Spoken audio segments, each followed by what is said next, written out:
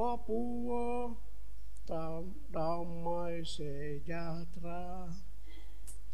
Ini kita nyanyikan hari ini dan firman ini kita ini yang dengar. Ya. Nah, kita yang dengar ini datang dengan posisi kita masing-masing, pergumulan kita masing-masing, dan seperti Tuhan bilang, ini barang-barang ini saya taruh lagi di atas kokunya, pundak lagi, beban-beban ini saya taruh lagi melalui raker ini. Jadi pertanyaan kita dalam untuk renungan singkat pagi ini itu, dalam suasana apa kita mendengar firman ini? Terima kasih Nelly di mana? Luar biasa puji-pujian tadi. Itu kita tidak hanya di ruang kosong. Kita dikuatkan untuk kita pulang lagi. Karena di dalam keluarga kita, dalam masyarakat kita ada lapisan-lapisan masalah lagi di situ. Jadi harapan dari Tuhan ialah supaya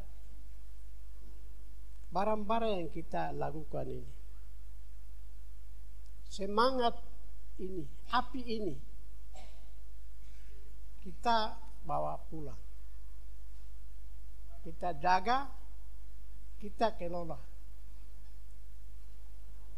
Dan keluarga-keluarga dari kelas ini bangkit. Oleh karena God has spoken. Tuhan Allah sudah bicara lewat barang-barang yang kita bikin ini. Nah, kalau saya sendiri,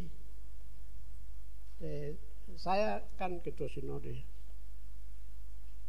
Firman ini saya dengar, saya tangkap, saya analisa sebagai pimpinan gereja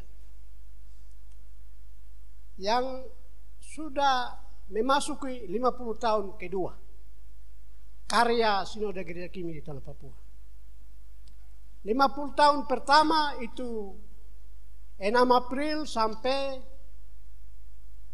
6 April 62 sampai 6 April 2012.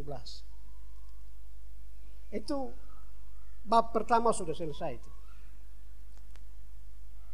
Nah, di dalam bab pertama ini, 50 tahun pertama ini, gereja kita, masyarakat kita, lembaga-lembaga adat kita terisolir satu dari yang lain. Hari ini saya dengar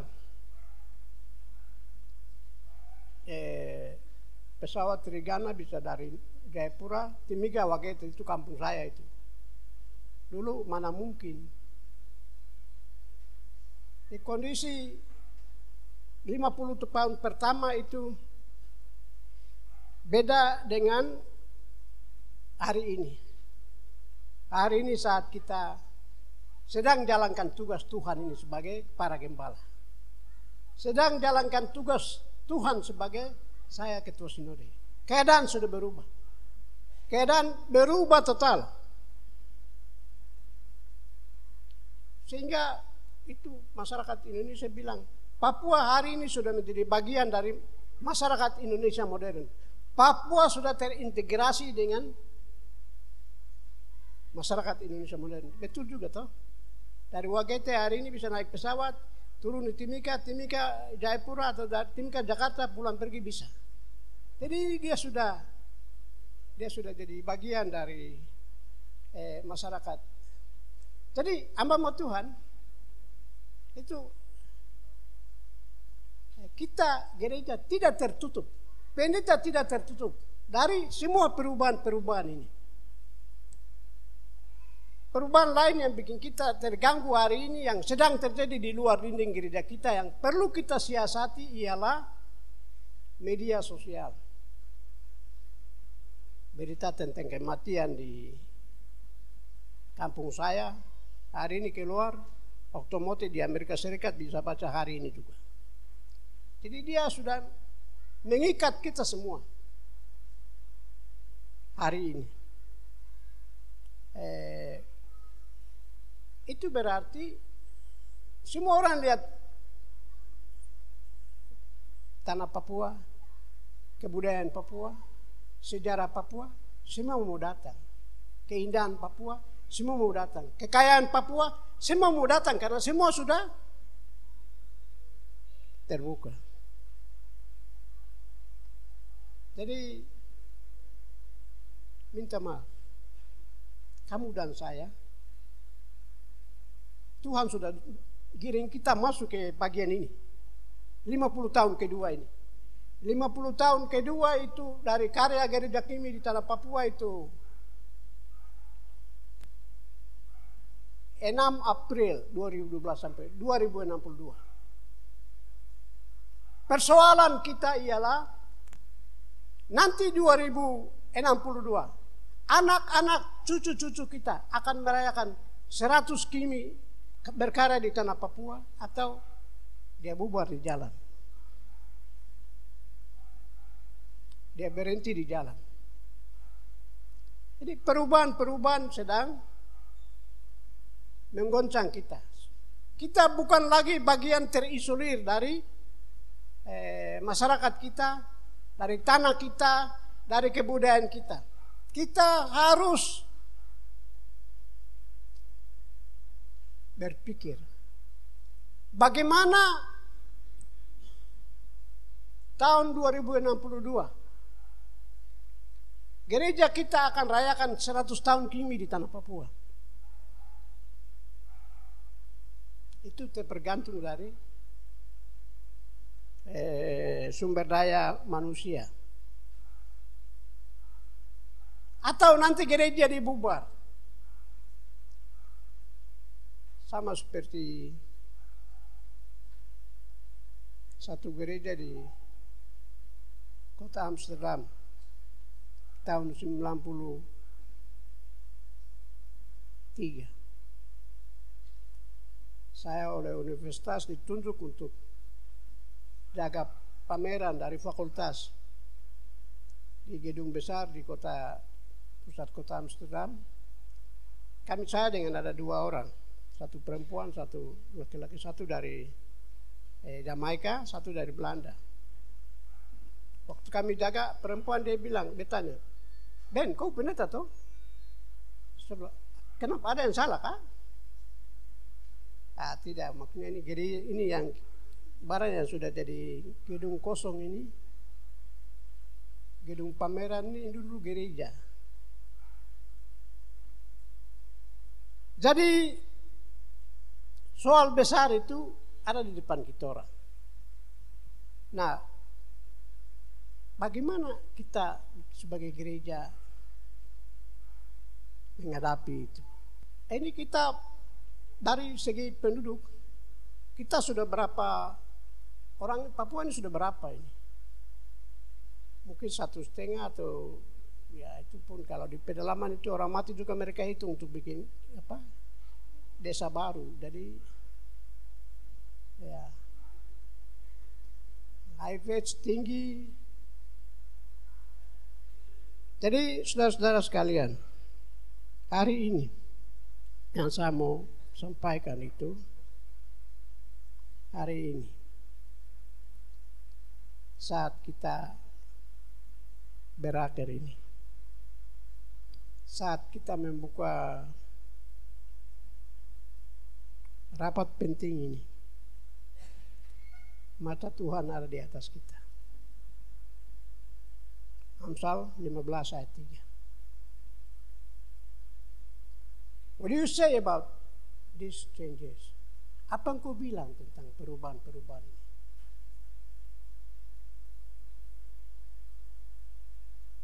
Kalau dulu tahun 99 itu masyarakat orang Mewo, orang Lani, orang Hubula, dan orang Yahukumo, sama Tuhan, sudah diajar oleh misionaris bahwa Kristus akan kembali tahun 2000. Sebelum tahun 2000. Jadi untuk apa pusing dengan dunia? Globalisasi toh tidak apa-apa, kita semua kembali. Betul toh? Kita orang Piramid itu bikin banyak seminar, orang Mei itu bikin KKR di Bomomani. Tapi tuan-tuan dan dunia hamba Tuhan, kepikiranmu bukan kepikiranku. Itu cara mudah berpikir. Makanya tema ini sangat penting. Dipanggil sebagai prajurit Kristus yang tahu soal, yang tahu masalah-masalah yang kami sedang hadapi. Awan-awan besar, jurang-jurang besar yang berhubungan dengan berkaitan dengan perubahan-perubahan besar ini, goncangan-goncangan, transportasi, pemekaran kabupaten dan provinsi, tanpa mempersiapkan masalah. Ini semua barang besar di depan kita orang. Jadi saya sebagai Ketua Sinode Kimi di Tanah Papua mengucapkan selamat datang. Selamat masuk di dunia yang ke depan akan begitu. Bagaimana sekali lagi, bagaimana kita sebagai gereja menyikapi perubahan-perubahan ini? Apa kata Tuhan atas terhadap kita hari ini tanggal berapa ini? 18 ya, kepada kita kelas Jayapura, kelas kota ini yang akan duduk di sini tanggal 18 sampai 20 Februari 2020. Kau bilang apa?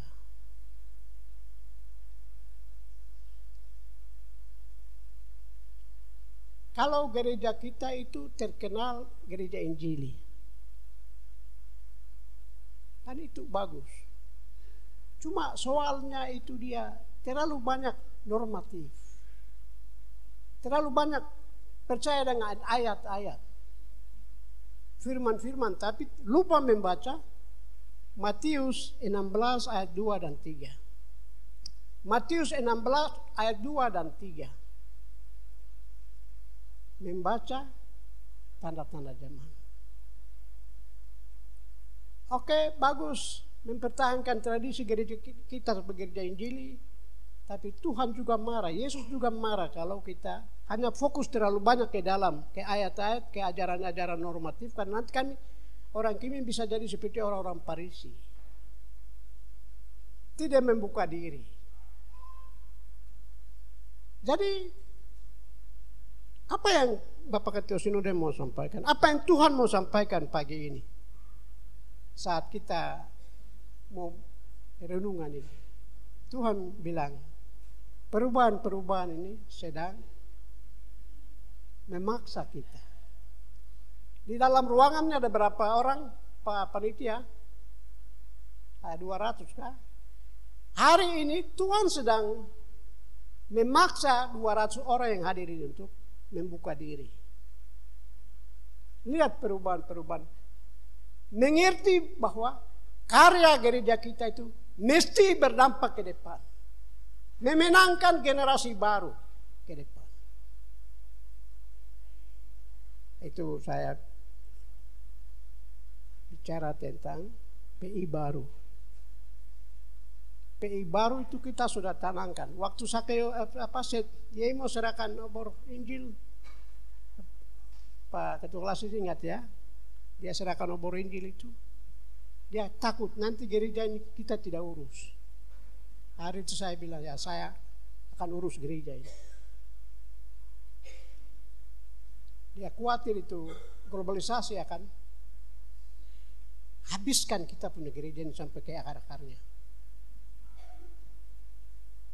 Dan tanggapan kita hari itu sampai hari ini itu PI baru. Satu, gereja tidak akan bertahan kalau gereja itu tidak terbentuk dari keluarga-keluarga yang utuh. Jadi Bapak Gembala, Ibu Gembala, pikirkan hal ini. Keluarga itu untuk jaga gereja ini ke depan. Keluarga. Bangun gereja kami di tanah Papua yang basisnya keluarga-keluarga yang kuat, yang saling mengasihi, yang saling merangkul, yang saling melepaskan pengampunan. Maitua minta maaf, saya kan manusia juga. Maitua minta maaf. Bisakah? Satu. Hari itu kita sudah tanamkan. Kita sudah sampai ke generasi lain, sampai ke. Yang kedua, kita fokus di pendidikan anak-anak. Gereja ini akan tahan. Anak-anak kita akan rayakan 100 tahun gereja kami di tanah Papua kalau hari ini kita berubah untuk menjadi kuat.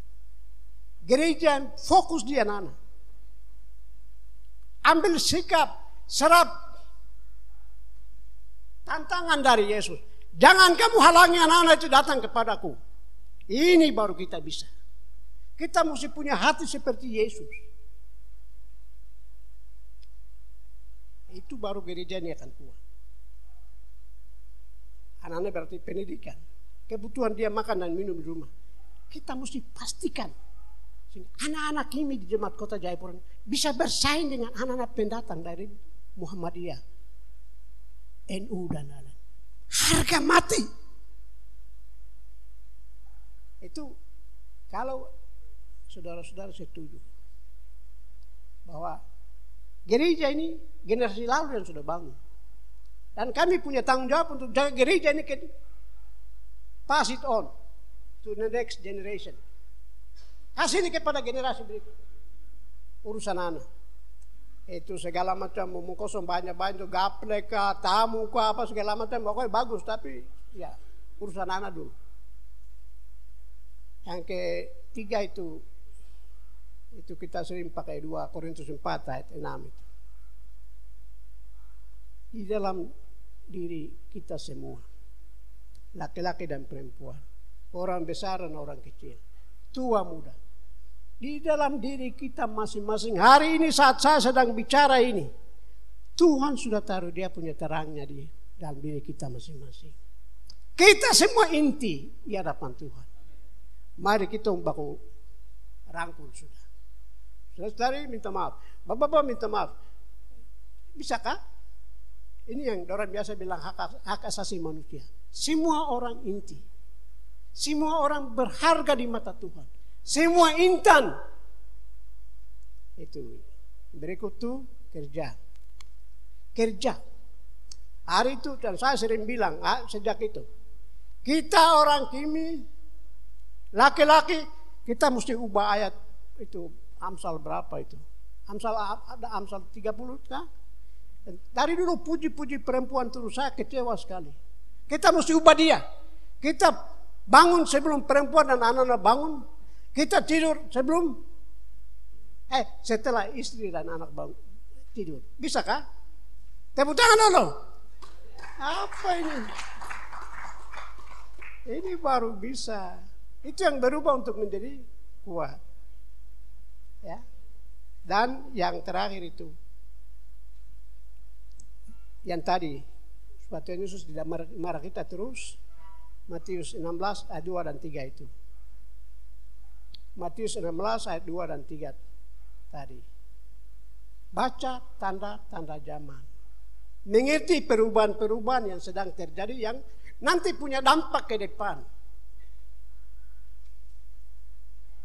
Orang bikin pemekaran kabupaten, provinsi. Semua kebijakan ini karena orang lain ada pertimbangan. Nanti 5 tahun ke depan begini, 10 tahun ke depan begini. Saya punya partai akan begini, golongan saya akan begini. Kita sebagai hamba Tuhan, kita mulai kembangkan pikiran. Tuhan tolong kami supaya kami bisa kuat waktu orang itu tambah kuat. Itu saya kira cara saya membaca